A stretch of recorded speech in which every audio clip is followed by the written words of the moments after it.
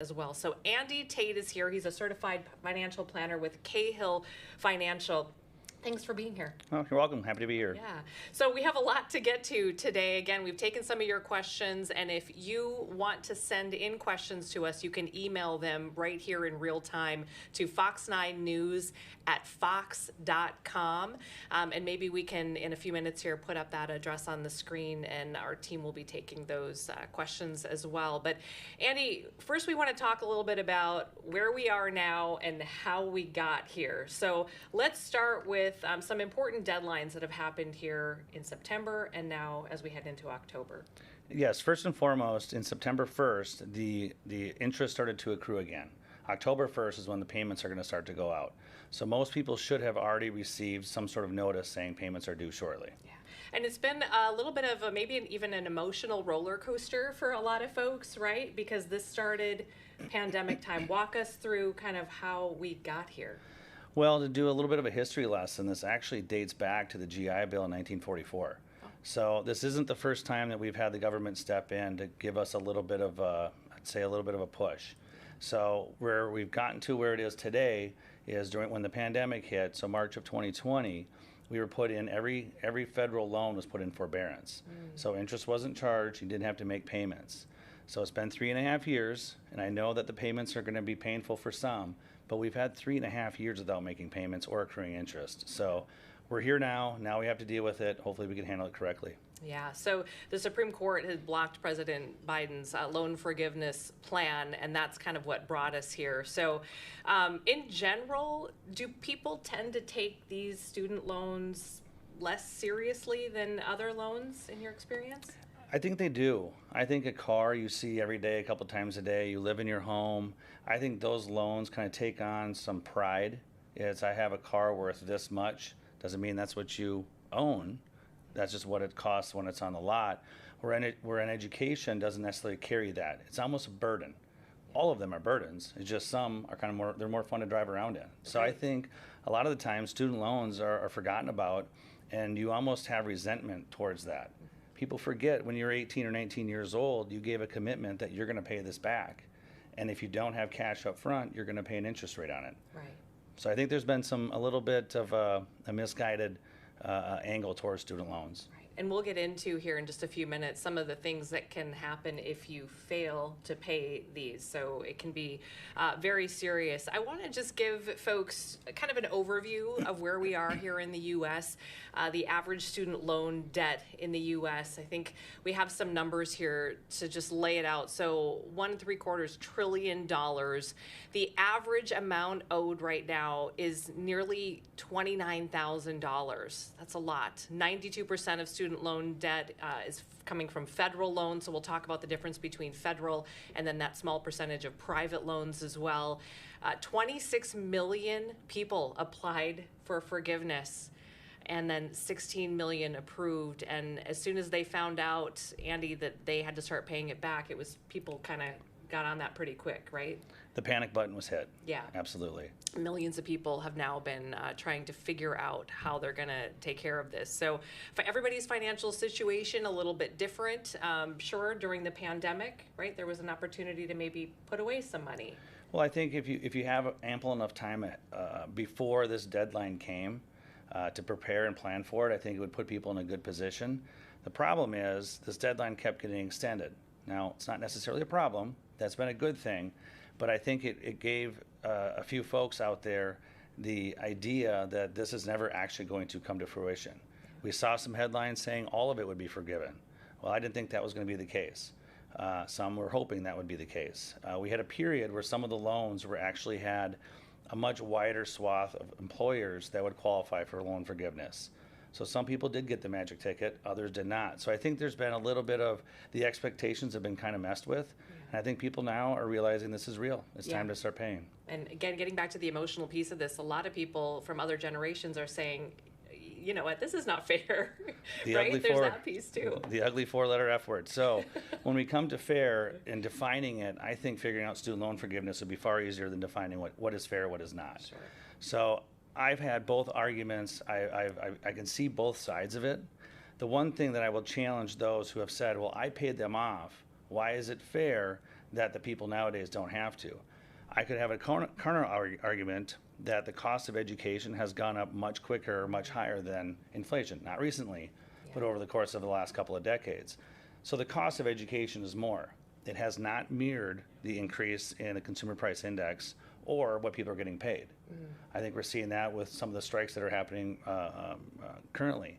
So I think when it comes to fair, I also want to look at those who were able to pay off their student loans. So think about those folks that had the means to do so. More than likely they've invested, and they've invested in companies. Well, if we take some of this debt load off of some of our consumers and allow them to go back to consuming, one thing Americans are very good at is consumption. Well, that's going to drive some of these companies, which in turn drive some of these investments. So I think you have to look at it from both sides. It is okay to take some of the burden off of these borrowers to let them go back into the economy and start spending again. Yeah. Right, that does have that ripple effect into the economy. Well, we want to talk solutions for folks, and we want to be respectful of where they may be on the spectrum of their ability to pay or not pay right now. So when I asked you, when we talked on the phone a couple of days ago, and I said, if you had one piece of advice, where do we start with all of this? So do you want to start with the big Absolutely. Organize here, right? Organize. It's without question the number one thing to do. If you are properly organized, if you have all of the data at your fingertips, you're going to be more equipped to make sure you're going to be paying the appropriate amount. There are a number of programs that have been rolled out. Now, that creates confusion, but confusion isn't necessarily a bad thing. This program is better than its predecessor. So we just have to use it correctly and make sure it fits. For example, go through call your service providers. Over the last 3.5 years, this hasn't been on people's minds necessarily. They've thought that it will continually have the can kicked down the road. Well, we're here. Well, your service provider may have changed. So you need to not only call to figure out who they are, which is an odd concept. You call your service provider. They may be a different company, but also verify that they have your contact information. Because if they change again, they have to be able to get a hold of you. Yeah. If people at home are feeling overwhelmed and they're feeling like, where do I even start? And when we say organize, that even feels overwhelming to them. I think it's important to point out that literally you're talking about the basics here, which is printing out maybe the current status. I mean, do you want to walk through just some of the very basic things that people should start to do to get some traction here? I'm a little old school. I think it's helpful having a paper copy of it. And at times you're going to have multiple loans to deal with. Print them out, put them in front of you. Verify, print out your payments so you can verify if those payments have been actually accounted for you or not. Then you have proof. Keep bank receipts, or not receipts, but have the transaction counted, written down someplace. If your provider or servicer comes back and says that payment didn't happen June of 2021, well, here's the proof. The exact same thing you do with your taxes. So this isn't new. It's just an addition to what you've done in the past. Okay. So I think actually printing out your loans, calling them, going on the government website, and then having them run a simulation for you as well, and compare that to what your service provider has actually shown you, and make sure those numbers match up. That's just a nice safety check as well. And then come back, revisit it. Yeah. So you're going to have to re-enroll for auto pay again. This is a big point. This is a big point because if you miss a month, everything gets thrown away. So you need if you auto enrolled January of 2020, you got to come back and do it again. Now, when that happens, think of the influx of people that are going into the system right now. Mistakes will happen. Yeah. Humans make mistakes. So you need to verify. The mistake will fall on your shoulders even if you don't make the mistake yourself. So in 45 days, go back, check it again. Call, verify, make sure the contact information is correct, make sure auto pay is set up correctly. Because at 45 days, you've made one payment, and that's before your second payment. Yeah. So I think that's critical. Okay, so maybe even have a calendar where you're putting, okay, today I'm printing out the current status of everything. 45 days from now, maybe circle that day or that week and check to see that auto pay is set up correctly. I mean, nobody does anything the week of Thanksgiving. So Monday, Tuesday, Wednesday of Thanksgiving, just plan on going back through student loans again. Okay. It's a good just reminder. We all will know when Thanksgiving is. I think that's a good time to take a check in. And then how about like a 60 or 120 day? Would you say stay on it? Stay on it. This is evolving. July of 2024 is when this officially hits, which is also kind of intimidating because I thought it started September 1. They're still rolling it out. They're allowing people to have what's called a ramp-up period. So at 60 days, go back in, again, just verify that everything has been done correctly, And then at 120 days, so give it a couple of months, go back into the federal government's website for student aid and student loan forgiveness and verify that there haven't been any updates that impact you. And there's a lot of moving parts to this. So this is something that you need to stay on top of. And as questions come up, you don't want to make a wrong choice, obviously, but there could be some financial ramifications if you do make the wrong choice. Okay. So let's move on to this segment of folks who are looking at this and thinking, I don't know how I'm going to make these payments. Maybe I'm in a different financial situation than I was 6 months ago, 2 weeks ago. I just feel overwhelmed and underwater right here. What if you're going to have trouble paying? What are your options? Well, I saw one statistic that of the Gen Z, there are right now 70%, or 9%, excuse me, 9.5% of those carrying loans are in default right now. Okay. And so if you're in a position where you're in trouble, and this is not going to be easy to make, that's why this plan is here. The SAVE plan is here. You're taking in your income and you're taking in your family. There's a calculation that determines what your payments will be. For example, if your pay, and there's a complicated equation as far as poverty line, how large your family is, they will get down to a number. Essentially, if you make less than $15 an hour, you're not going to make any payments, and you'll get credit for it. Okay. So that's tremendous. So if you are having a hard time making those payments, odds are your income is low. This plan is set up to help you out.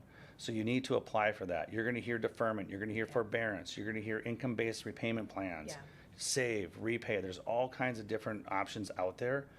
First things first, you need to call your service provider, ask them, your loan provider, what steps do I need to take? I'm not going to be able to make these payments. And so you just have to be organized and on top of it. Yeah, but there are options out there, I think, is the most important message, right? Absolutely. So there are some examples for, forbearance. If you're in a position where you're still a student, let's say you're in a graduate program, you're not earning income, but you have your student loans, you can go apply for deferment and you can push that payment back. You don't have the income to do it because you're still a student. You may not be a full-time student, but you have to be at least a 50% student. Sure. So there are situations that come up that will allow you to push back on those. Okay.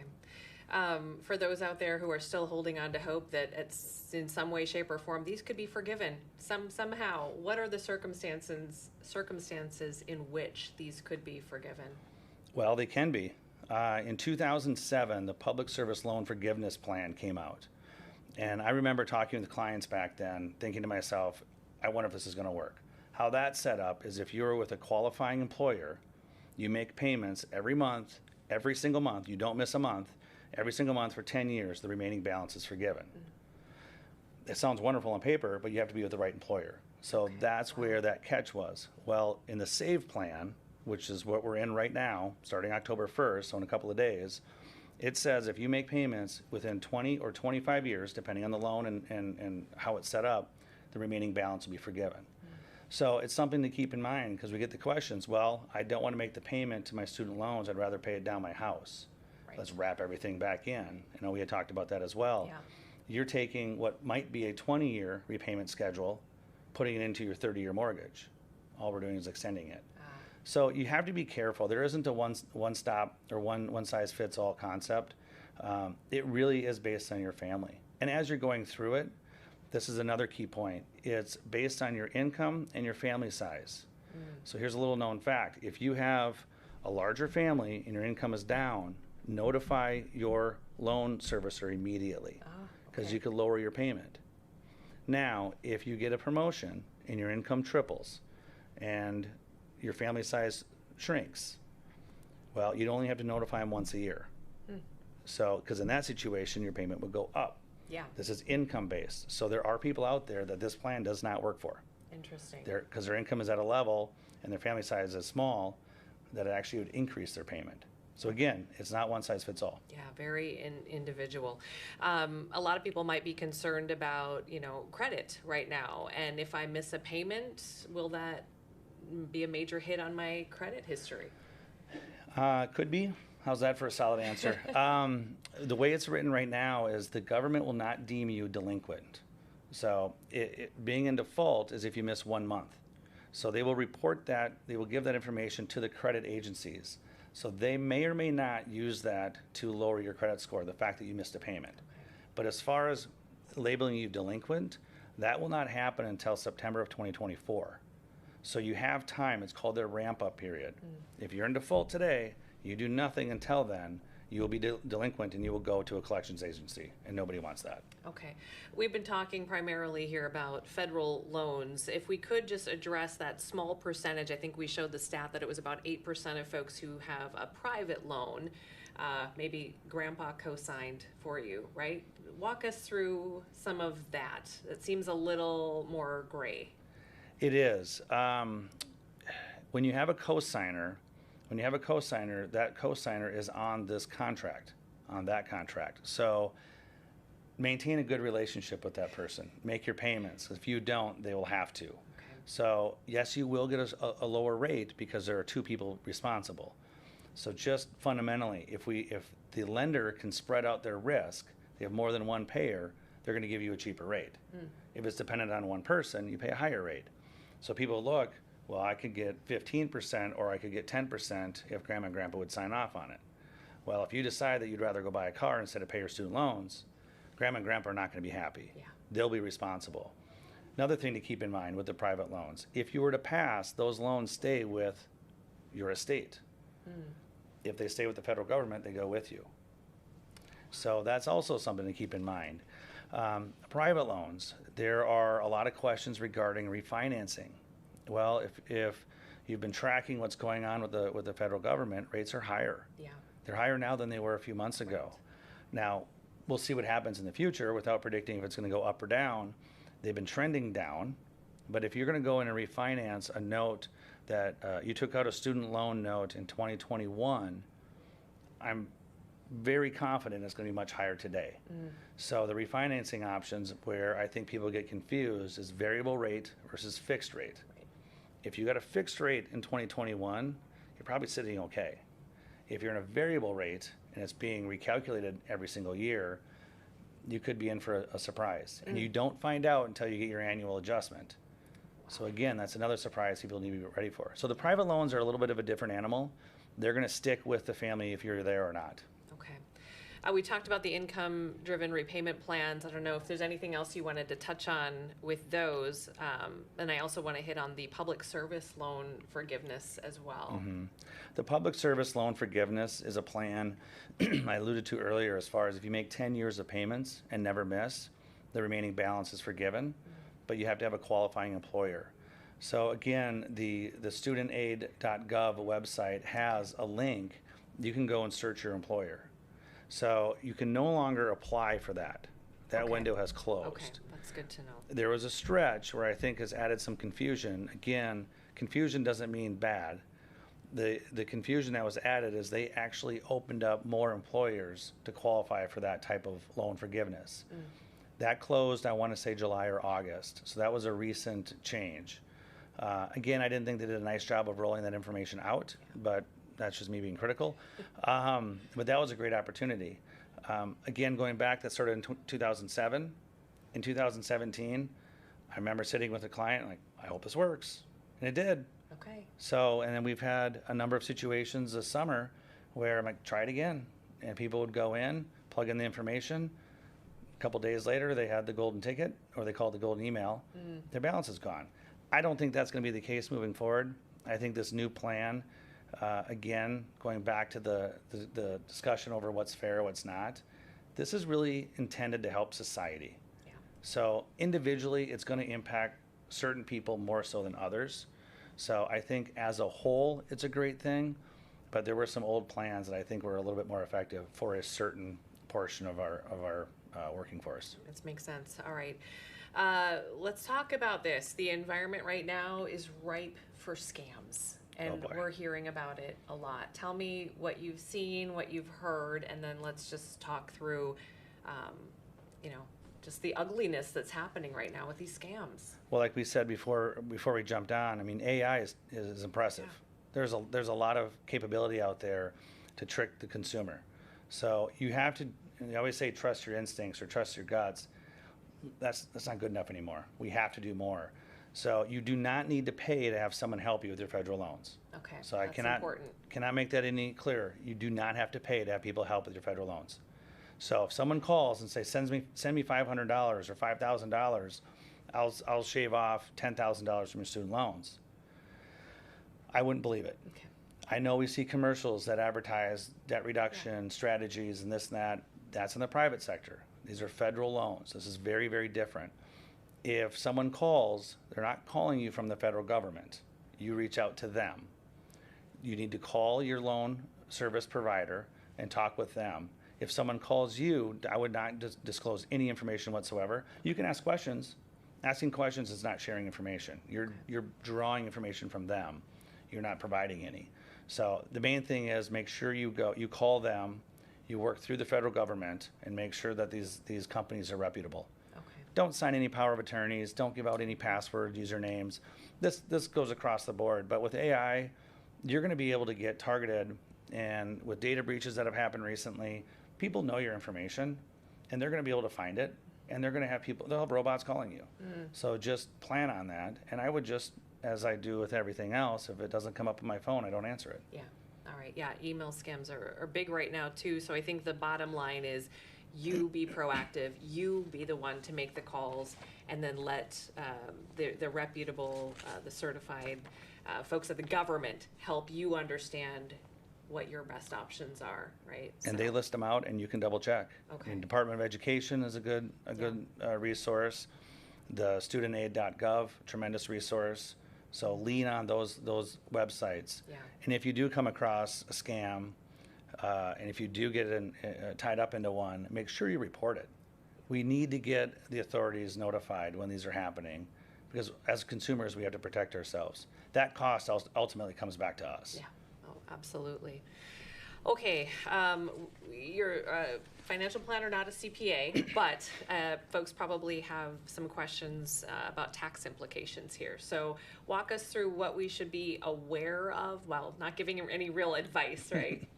Definitely not. Compliance wouldn't like that. So one thing you can do is you can deduct up to $2,500 a year in interest, and that's ongoing. That changed, a few years ago. They used to have loans only after a certain date would qualify for that. That changed in the CARES Act. So everybody will qualify for that, no matter when your loan was taken out. So understand that needs to be put on a line item in your tax filing.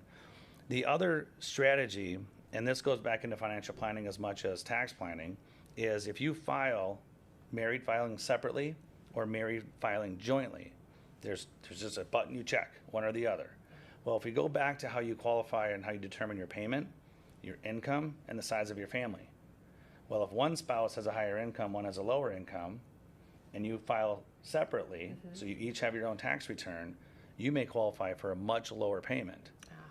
Now, the flip side of it is why you need to work with a qualified tax person is it may increase a different part of your tax. So think of a half full balloon. You push on one, the other side goes up.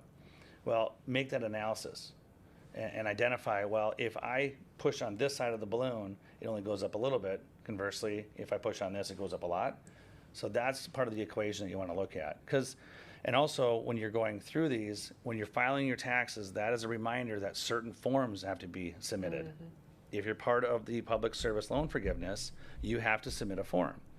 When you have a material change in income, family status, you're going to have to make sure you notify your loan folks to make sure that they can adjust your payment, even if it goes up. So that's something to be aware of as well. There is talk during this ramp up period that you'll be able to link your tax filing with the loan providers. Yeah. So that'll happen automatically. I do like the fact that it simplifies it. Yeah. It's also adding another chef in the kitchen, if you will. Sure. So I personally like to keep some of the separation there, but just make sure you're filing it. Okay. Not everybody's going to be able to or want to pay a CPA. If you're a DIY kind of person and you're just going to go get the TurboTax or try to do it yourself, what's your advice? I would say hiring a qualified accountant is becoming harder and harder. They're busy, and it's not an industry that's growing as fast as they probably need to. So I'm seeing a lot more of the DIYs. So the software now is set up in a way where they do a nice job of really prompting you and kind of leading you down certain paths that are in your best interest. They're not trying to take you any place you shouldn't be going. So I would definitely work with the software. I think a good idea, I think in any scenario, every 3 years, if you are doing it yourself, every 3 years, go have it reviewed. Having your taxes prepared versus having your taxes reviewed, typically, not always, typically is lower cost. That way you're getting somebody who knows what they're doing, probably more than you do, not being an accountant, being able to take a look at it, making sure that no mistakes were made. Sure. Also, it's dependent upon what your personal situation is, if you own a business, or if, there are so many variations there. So along those lines, we do want to get to some of the viewer questions that we've received over the course of the last couple of weeks. And we've got Ryan in the booth for us. And Ryan, if you have any additional questions that people have emailed into us, feel free to let me know about that, and we'll try to get to those. But the first one is actually somebody who is interested in starting a business, has some student loan debt, and this person is asking, what do I need to know as I go into this next month or so? I wish they would have done it 10 months ago. Rates have gone up, but going into a business loan setting, you're going to have to provide all the business documents. You're going to have to show what the business is going to do. Is it a hot dog stand? Is it a hair salon? What is it? Well, part of that is it going to be a viable business? Ultimately, that's what the lender is trying to decide. And if you have, I'm going to exaggerate to prove a point, if you have a $20,000 a month student loan bill versus a $200 a month student loan bill, that lender knows that you have to make those payments. They don't necessarily care if it's a $5 million student loan balance, but they want to see how those payments will lie. Because maybe that business loan is only for 5 years. Can you make those payments for 5 years? They don't care if you're going to make it for 25. So it will be factored in. That will be a question you have to disclose, but it's not going to help. Now, again, the flip side of it is, if you've been making payments for 13, 14, 15 years, you're a good customer. You're going to make your payments. So it can help in certain situations. Writing checks doesn't necessarily feel good, but it does show that you are responsible and payments will be made. Sure. Okay. This next person serves in the military and wants to know if those loans are eligible for deferment. Well, thank you for serving, and a gift the government's giving you is deferment. So they get to have a little break, and then immediately following active duty, they also get a break. So they deserve it. Okay, great. This person says, should I consolidate or refinance my student loans? We talked about this a little earlier. Should I use a home equity loan to refinance these student loans if I can get it at a lower interest rate? So you touched about it a little bit. Let's kind of expand on that. I'm going to use the home equity line of credit, also known as a HELOC. So what people will do, we have this housing market that was very hot during the pandemic. So using round math, your house is worth $100. It now is worth $130 because we're all staying home more. Well, is it still at $130? I don't know. It depends on the location. So people were saying, I have this new growth. I have this new asset, per se. I'm going to use that to pay off some debt. You don't capture that asset unless you sell your home. Well, one way to get sort of access to it is to take out a line of credit. So the problem with that is you may have left in 2021 a fixed rate of 2.85%, and you went into a home equity line at 3.5%, but that's an annual renewable interest rate. Now it's at 7%. So that's a concern. So you've taken a low fixed rate into a variable scenario, and the interest rates have been going up. The other side of it too is, depending on where you're at in the process, what if you're at year 18 and the remaining balance is forgiven at year 20? Why on earth would you stretch it out even further? Because now you're capturing all of the debt, or maybe 15 or 12 or 10,000 could be forgiven. So you really have to look at on a case-by-case situation and what you're dealing with. Rolling it into your primary mortgage, I'm not a fan of. Like I said, that can extend the term. 20 or 25 years is obviously less than 30. And also, too, the rates that we were seeing for student loans for 7, 8, 9 years were phenomenal. Phenomenal. The question, not to jump ahead, but if someone got a promotion. That's the next question. So what happens then? What happens if you found yourself in a financial situation where you have more money? Well, you don't have to notify your lender until that 1 year is up. So let's say you're at month 2, you're not required to tell them until month 12. Okay. Enjoy the 10 months Yeah. where they still think you're making less. Yeah. So take that as an opportunity to put some money in different places. Okay. Now, pay more towards your student loans? Maybe. What's the rate? How far along are you in the payoff? The other side of it is, okay, if we have 5 years left, so we're at year 15, at year 20, the remaining balance will be forgiven. And the rates are going, my payment's going to go up because my income has gone up, but I've also delayed putting money away for retirement or paying Right. down other high interest rate debts. Right. Make the determination, take the newfound money, have some fun with it. I've always said that. Have some fun. You're going to pay a little bit more in taxes, then pay off some debts. Okay. And if it has to be a third, then do it to keep it simple. But really take again, if you're organized, you can take a look at what the interest rates are, how close are you to the finish line, and what are your options? Because there's an opportunity cost. Okay. So some serious adulting needs to happen Yeah. at this stage, right? Real fun topic. I mean, yeah, I know when I was younger, that would have been a really tall task. So I appreciate how hard this is going to be for a lot of people.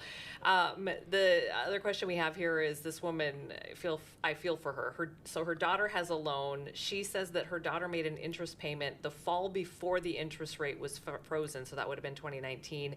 A month ago, she signed up for the repayment plan, but that interest payment that she made 4 years ago is not showing up now in this loan balance. And so of course they're trying to get a hold of the folks to try to say what's going on with this, and it's endless on hold. It's no response to emails. I mean, is that pretty typical right now for responses? Well, I think you started off by saying, what do we have? 26 million applied. 92% of all student loans are federal. So they're busy. They're very busy. Again, going back to being organized on top of this, a mistake made on the other end of the phone or email is still your responsibility. So I wish I had better news. You need to stay on it.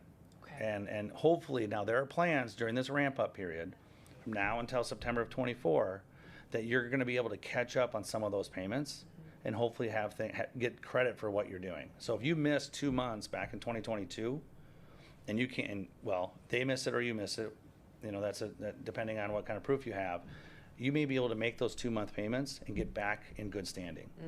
So there are a couple of options called a loan rehabilitation option, where you can go in and you work with your loan provider. If you make 9 out of the next 10 months, if you make 9 payments in the next 10 months, you get taken out of the default status and you're back in good standing. The catch, you do it one time. Okay. That's it. So use it correctly, use it wisely. But that's a way for saying, you know what, I've been through a rough patch. I need to get caught back up. I want to hit the reset button. They'll let you do that. So understand that there are some options, but it comes down to it. You got to call. Yeah. You got to just stay on it. Okay, I need to ask you a really subjective question that kind of just popped in my head.